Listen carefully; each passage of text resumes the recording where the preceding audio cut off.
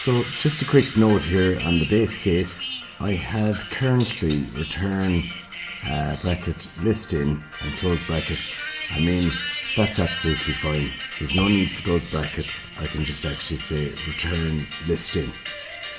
So down here to the bottom bit, repeat the quicksort on the sublist. So what we're going to do here is we're actually going to return, and this is where we're going to do a bit of recursion here. So we're going to call the quicksort on the left list, and we're going to kind of join that together with the middle list, which is already in sorted, so to speak, and we're going to call the quicksort again on the right list.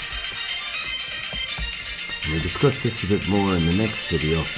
But basically, that's all your code done. So you return these keep sorting themselves, calls the left list and sorts that into the middle and the left and the right. Similarly here with this, the right list, and it keeps going on and on. And remember, recursion is a function that calls itself, so it keeps calling itself. So just let's see it working now.